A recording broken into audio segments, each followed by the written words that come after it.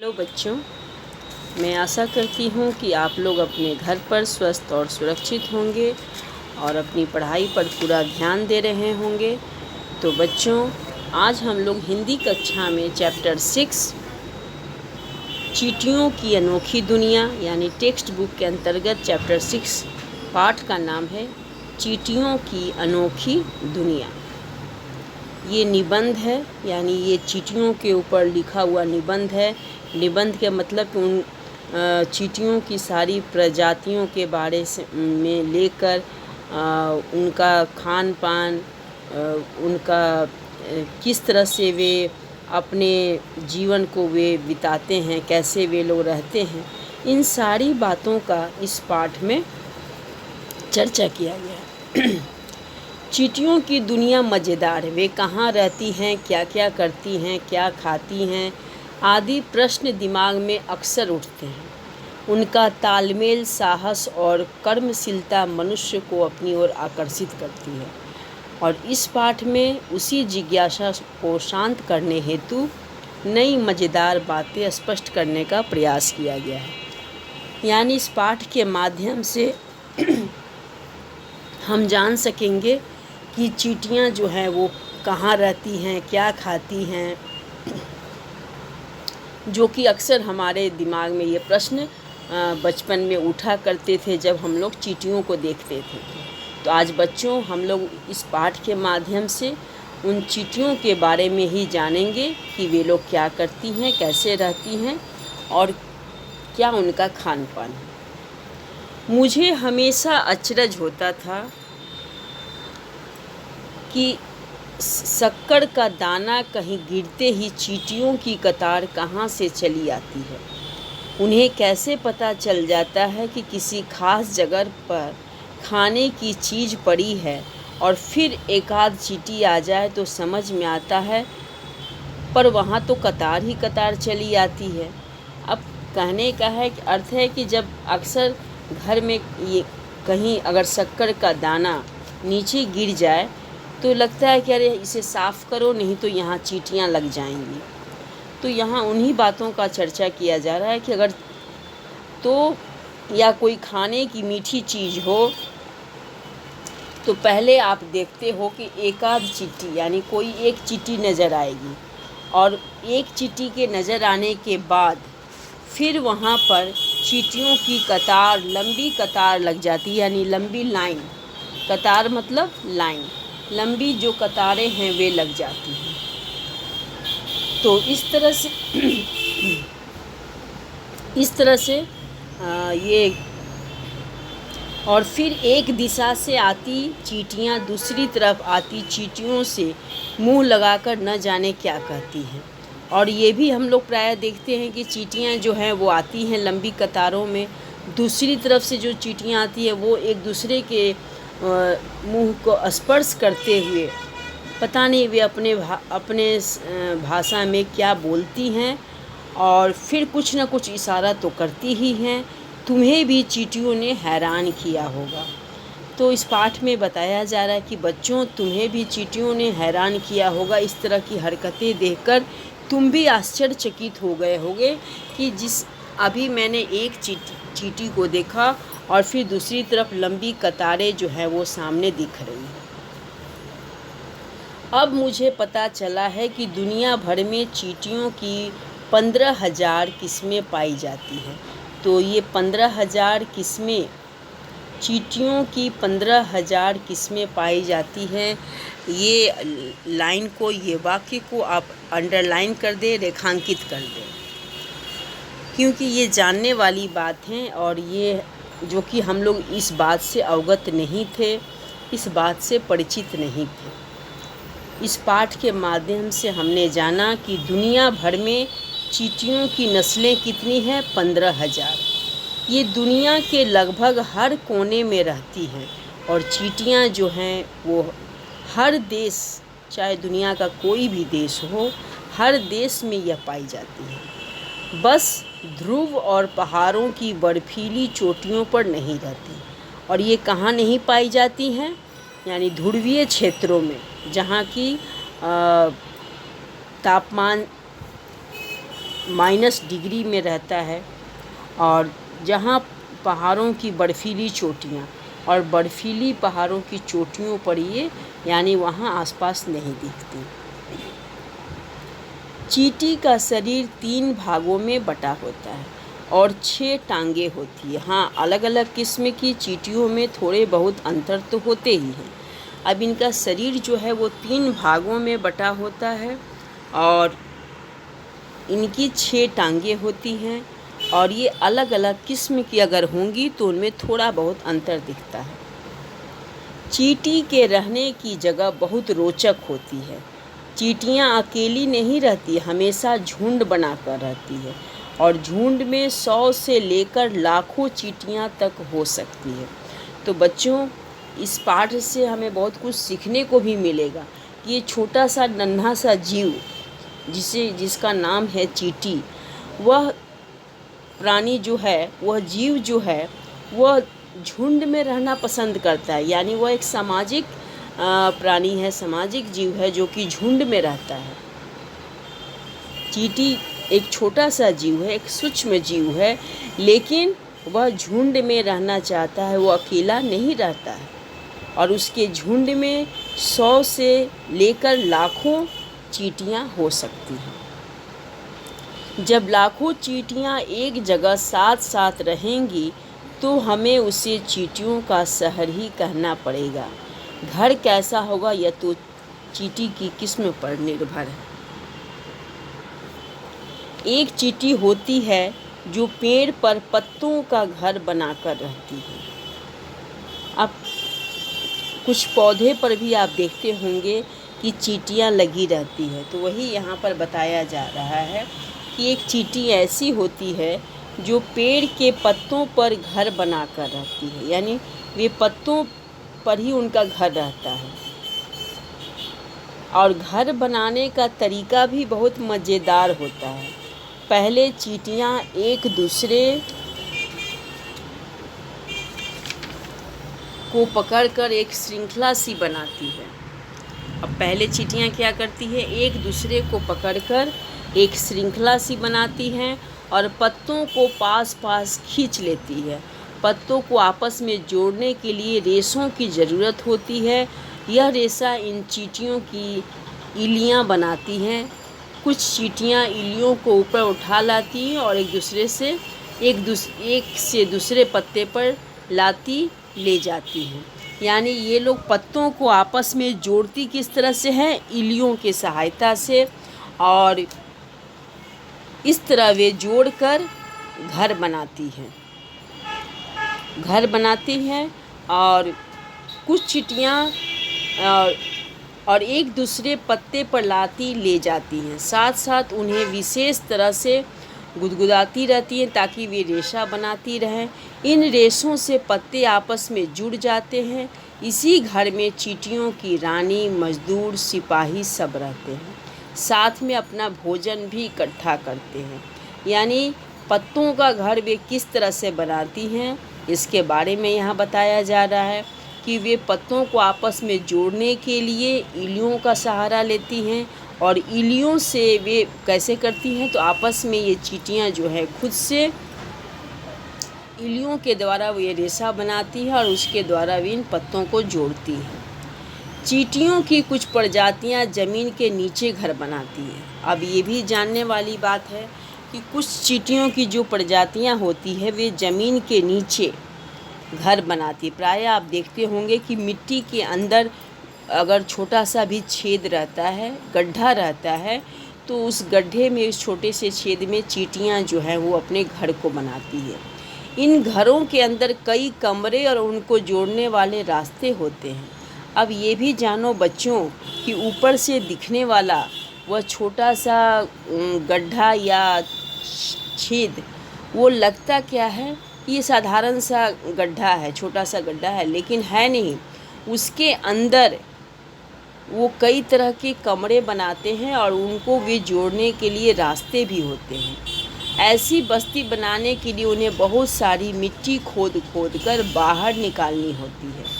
और वे कैसे बनाते हैं, तो मिट्टियों को वो खोद कर बाहर निकाल देती हैं और इसके बाद वे कई कमरों वाले घर को बनाती हैं और साथ ही उस घर में जाने के लिए जोड़ने वाले रास्ते बनाते हैं। इस मिट्टी से ज़मीन के ऊपर एक टीला सा बन जाता है और प्रायः आप कहीं मैदान में या खेतों में या ऐसे ही कोई सुनसान जगह पे देखते होंगे कि ऊपर में एक मिट्टी सा छोटा सा टीला, जैसे मानो छोटा सा एक पहाड़ नुमा टीला दिखता है। दरअसल वो है क्या, वो नीचे से चींटियाँ जो है वो मिट्टी को कुरेद कर बाहर निकालते जाती हैं और नीचे वे अपने लिए घर बना देती हैं और जिस कारण वो टीला बाहर वो टीले के रूप में बन जाता है और अंदर बढ़िया कमरे और रास्ते बन जाते हैं। ज़मीन में बने ये घरौंदे बहुमंजिला होते हैं। जाड़े में चींटियाँ ऊपरी मंजिल में रहती हैं और गर्मियों में निचली मंजिल में। और भी कई तरह के घर में ये चींटियाँ बनाती हैं, यानी इस तरह से वे चींटियाँ जो हैं वो अपना घर बनाती है। जाड़े में वो क्या करती हैं, ऊपर वाली मंजिल में रहती हैं और गर्मियों में निचली मंजिल में। अब इस पंक्तियों से जानो बच्चों कि ये छोटा सा सूक्ष्म जीव या छोटा जीव कहो, वो उसके अंदर कितनी कलाएं भरी पड़ी हैं, कितने गुण हैं जो कि हमें दिखता नहीं। हम उसे एक साधारण सा जीव समझते हैं।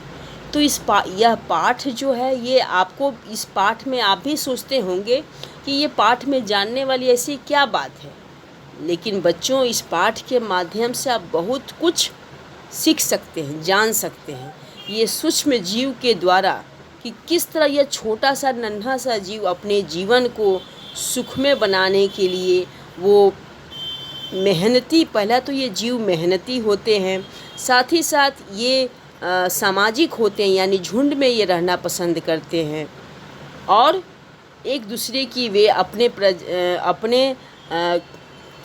प्रजातियों में यानी अपने दोस्तों में ये लोग मिलजुल कर रहते हैं। चाहे वो भोजन हो या जो कुछ भी हो, वो सब एक दूसरे को बांट कर खाते हैं।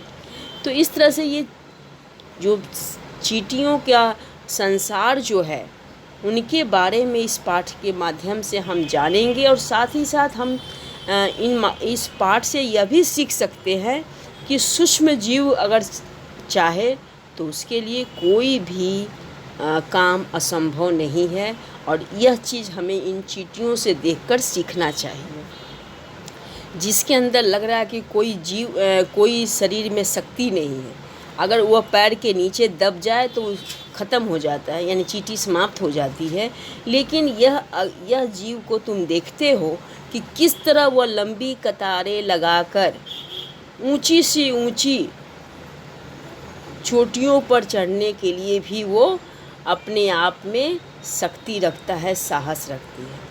और ख़ासकर आप कोई भी ऊंची जगह पर वस्तु रख लो, खाने की वस्तु हो, तो वहाँ तक ये चींटियाँ जो हैं वो अपनी कतारें बनाकर वहाँ भी पहुँच जाती हैं। तो इनके लिए कोई भी काम असंभव नहीं है और यह चीज़ हमें किससे सीखनी चाहिए, चींटियों से। यह छोटा सा सूक्ष्म जीव अपने जीवन में हर काम को संभव करके दिखाता है, तो हमें भी अपने जीवन में किसी भी काम को असंभव नहीं समझना चाहिए। हमको भी उसी तरह से अपने जीवन के लक्ष्य को पाने के लिए निरंतर प्रयास करते रहना चाहिए, जिस तरह की चींटियाँ प्रयास करती हैं और वे अपने मंजिल तक पहुंच जाती हैं। तो ये छोटी छोटी बातें जो हैं इस पाठ में हमें देखने को, पढ़ने को भी और सीखने को भी मिल रही है। तो बच्चों, आपको यह पाठ रोचक नहीं लगता हो भले, लेकिन इस पाठ से आप बहुत कुछ जानकारियाँ ले सकते हैं, बहुत कुछ सीख ले सकते हैं। तो इसलिए इस पाठ में लिखी बातों को ध्यान से सुने और समझने का प्रयास करें। हमें हर एक घर या बस्ती में एक रानी होती है। अब यहाँ क्या है, चींटियों के बारे में बताया जा रहा है कि हर एक घर हो या बस्ती हो, उनमें एक रानी होती है। रानी को पहचानना बहुत आसान है। उस बस्ती में यही सबसे बड़ी चींटी होती है। यानी अब इनकी भी बस्ती होती है। बस्ती कैसे होती है? क्योंकि ये झुंड में रहते हैं, ये अकेले नहीं रहते हैं। इनकी खासियत होती है कि अकेले नहीं रहते हैं। तो जब ये झुंड में रहते हैं तो इनके झुंड में एक रानी रहती है। और रानी का पहचानना आसान कैसे है? क्योंकि वो सबसे बड़ी चींटी होती है। यानी सभी उनके सामने सभी चींटियाँ जो हैं वो थोड़ी छोटी दिखती हैं और एक ही जगह चुपचाप पड़ी रहती है। बस इसका एक ही काम होता है कि अंडे देते रहना, इन अंडों को उठाकर अलग करना, उनकी देखभाल करना, इलिया निकालने पर उन्हें भोजन कराना वगैरह काम मजदूर चींटियाँ करती हैं। यानी ये क्या करती हैं? ये अंडे देकर और इन अंडों को उठाकर अलग करना, इनकी देखभाल करना, इलियाँ निकलने पर उन्हें भोजन कराना वगैरह काम मजदूर चींटियाँ करती हैं। यानी जितनी छोटी चींटियाँ हैं वे ये सब काम करती हैं। ये चींटियाँ काफ़ी छोटी होती हैं और ये चींटियाँ जो हैं वो काफ़ी छोटी होती हैं तथा भोजन लाना, भोजन इकट्ठा करके रखना, घर बनाना, मरम्मत करना आदि कार्य करती हैं। चींटियों की कुछ प्रजातियां ऐसी होती हैं जो खेती भी करती हैं और कुछ पशुपालन का काम भी करती हैं। अब बच्चों, ये जानकर आप आश्चर्यचकित होंगे कि चींटियां पशुपालन कैसे करेंगी और खेती कैसे करेंगी। ये तो बिल्कुल मानने वाली बात ही नहीं है। आप भी इस बात से सहमत नहीं होंगे कि नहीं, मैं तो इस बात से सहमत नहीं हूँ कि चींटियाँ कैसे पशुपालन करेंगी, यानी पशुओं को पालेंगी और कैसे ये खेती का काम करती है। तो इसके बारे में भी हम अब जानें। चींटियों की कुछ जातियाँ ऐसी है जिनमें बस्ती की रक्षा करने के लिए सिपाही चींटियाँ भी होती है। अब बच्चों, बस्ती रहती है यानी इनका झुंड जो है वो बना रहता है। वे वहाँ झुंड में रहती है। झुंड में रहने के कारण वो एक बस्ती का निर्माण होता है और उस बस्ती की रक्षा करने के लिए सिपाही चींटियाँ होती है। प्राय आप देखते होंगे कि कभी चींटियों के घर के सामने अनजान से अगर आपको नज़र पड़ा, आप पैर नीचे रख दिए और वहाँ चींटियों का घर है तो वे पूरे पैर पर आपको छाप लेंगी और काटना शुरू कर देंगी। यानी वे जो है वो सिपाही चींटियाँ हैं। वे हटाना चाहती हैं कि ये जगह हम लोगों का घर है, बस्ती है, यहाँ से हट जाओ, नहीं तो फिर हम लोग तुम्हें क्या कर देंगे, काटते काटते परेशान कर देंगे। इनके शरीर की बनावट भी थोड़े अलग ढंग की होती है। इनके मुंह में चबाने, चिढ़ने, फाड़ने वाले अंग ज़्यादा विकसित होते हैं। जब कभी किसी दूसरी बस्ती की चींटी द्वारा इन पर हमला किया जाता है तो ये सिपाही चींटियाँ ही रक्षा का काम करती है। अब सिपाही चींटियाँ किसको बनाया जाता है? क्यों?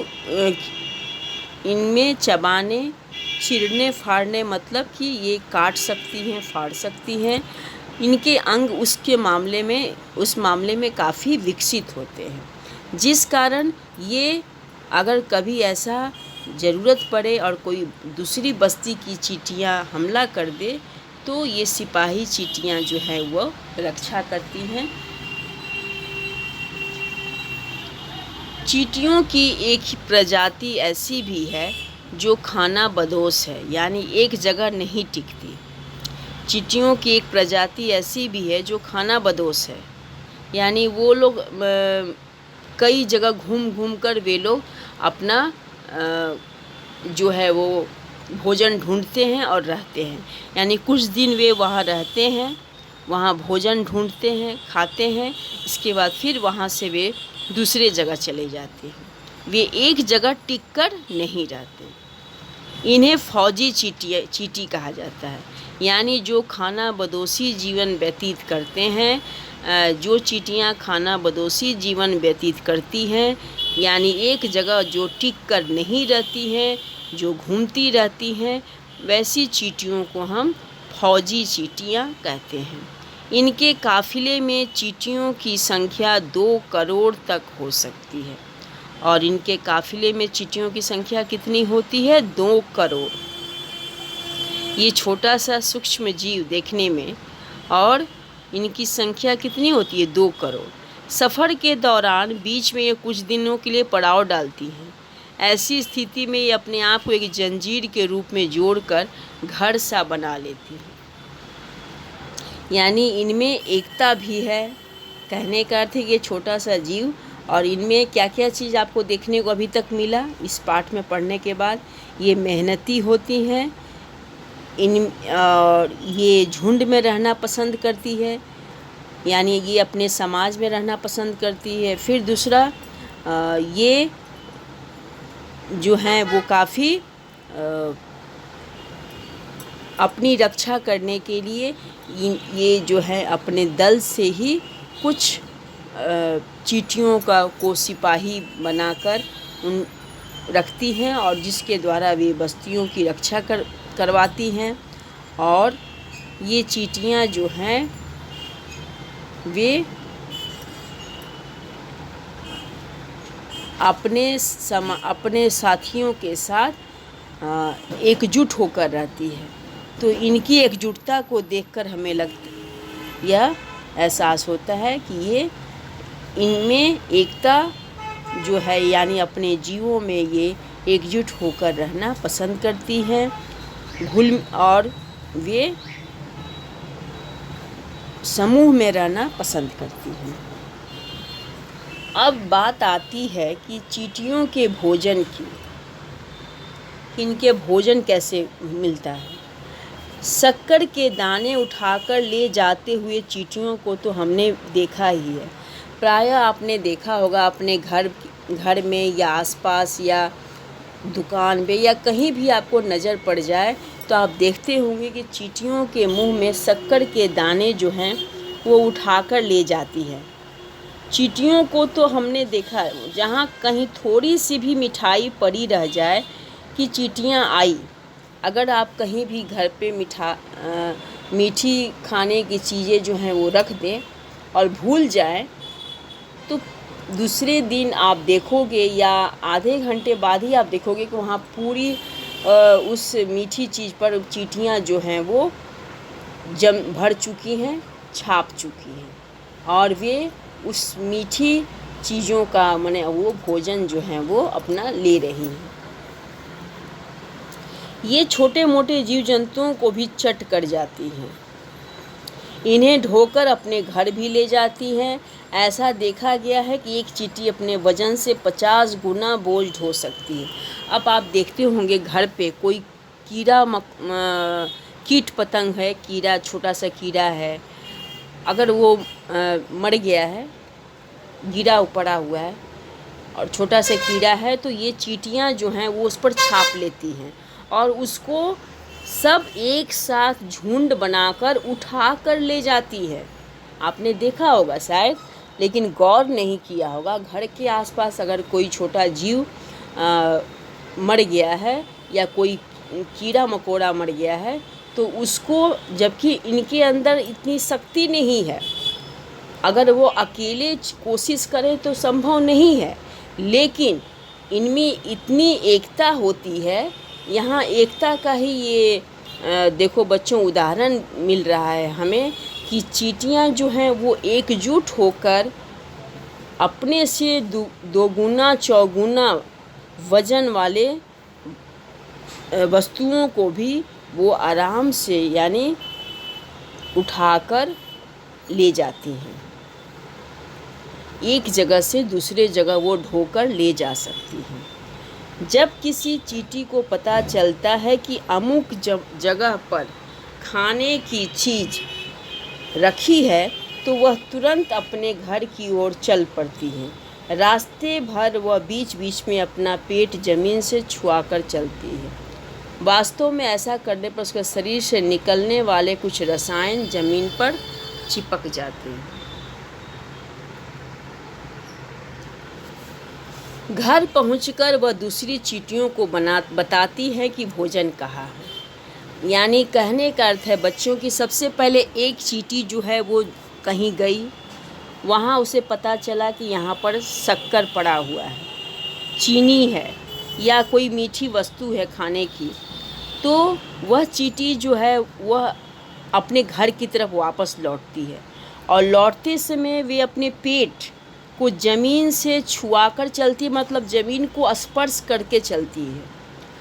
ऐसा करने से शरीर से निकलने वाले कुछ रसायन ज़मीन पर चिपक जाते हैं और ऐसा करने से क्या होता है, कुछ रासायनिक तत्व जो होते हैं उसके शरीर से निकलते हैं और वे उस जिधर से वो अपने घर जाती हैं वो वहाँ पर चिपकते जाते हैं। घर पहुंचकर वह दूसरी चींटियों को बताती है कि भोजन कहाँ है, और वह जाकर वहाँ क्या बताती है कि और सारी चींटियों को कि भोजन कहाँ है। यह भी बताती हैं कि कितना भोजन है और कितनी दूरी पर है, और साथ में यह भी बताती हैं कि भोजन कितना है, कितनी दूरी पर है। सारी चींटियाँ निकल पड़ती हैं और कुछ ही समय में सारी खाद्य सामग्री घर पहुंच जाती है। तो इस तरह सारी चींटियाँ जो है वो उसी रास्ते से, जिस रास्ते से वह पहली चींटी आई थी बताने, उसी रास्ते से आप देखते होंगे कतार बनाकर यानी लाइन बनाकर चींटियाँ जो है वो उस खाने तक पहुंच जाती है। लाइन बनाकर जाती है, अनुशासन में जाती है। ये भी आप देखो, अगर आप बीच में, वो लोग अगर सीधी लाइन में जाते हैं, वहाँ आप उंगली रख दो तो वो पीछे हट जाएंगे, लेकिन फिर वो लाइन में आ जाती हैं। यानी अनुशासित रूप में वे अपना कार्य भी करती हैं, कहीं भी वो इस तरह से नहीं जाती हैं। कतार में वो कहीं किसी भी खाद्य वस्तु पर पहुंचने के लिए वह कतारबद्ध होकर जाती हैं। तो इस तरह से चींटियाँ जो हैं वो कतारबद्ध होकर जाती हैं। कई ऐसी चींटियाँ हैं जो खेती करती हैं, पर वे अनाज नहीं कुकुरमुत्ते उगाती हैं। अब आप सोचते होंगे कि खेती करती हैं, खेती कैसे करेंगी? तो खेती करती है नहीं, वो क्या करती है, कुकुरमुत्ते उगाती हैं। ठीक है। तो इस तरह से चींटियाँ जो हैं वो अपने हमने इतने गहराई से कभी चींटियों के बारे में जाना नहीं, समझा नहीं कि चींटियाँ ये भी कार्य कर सकती होंगी, लेकिन बच्चों वे लोग ये भी कार्य करती हैं, और जो कि हम मानव के लिए यह सीख है। तो खेती में वे क्या करते हैं, वे अनाज नहीं पैदा करती, वे कुकुरमुत्ते उगाती है। ऐसी 100 प्रजातियां हैं जो खेती करती हैं। ये चींटियां पत्तियां काट कर ले आती हैं। पत्ती काटने के लिए इनके विशेष अंग होते हैं। इन पत्तियों को पीस लिया जाता है। पीसी हुई पत्तियों को ज़मीन पर फैला दिया जाता है और इस पर कुकुरमुत्ते उगते हैं, जिन्हें चींटियां चाव से खाती है। चींटियों की लाड़ में कुछ ऐसे पदार्थ होते हैं कि वे एक ही किस्म के कुकुरमुत्ते को पनपते देते हैं, और कुकुरमुत्ते भी मज़ेदार होते हैं। वे किसी खास किस्म की चींटी पर इतने निर्भर होते हैं कि कहीं और उगते ही नहीं। तो ये प्रायः आप देखते होंगे किसी सड़ी गली वस्तुओं पर ये कुकुरमुत्ते जो हैं वो दिखते हैं उगे हुए, तो उन पर प्रायः जो है वो चींटियाँ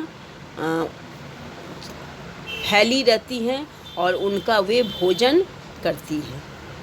तो इस तरह से वह कुकुरमुत्ते की खेती कैसे की, तो वो पत्तियों को काट कर नीचे फैला देती हैं और फिर उन पत्तियों पर जो है वो कुकुरमुत्ते जो हैं उगते हैं।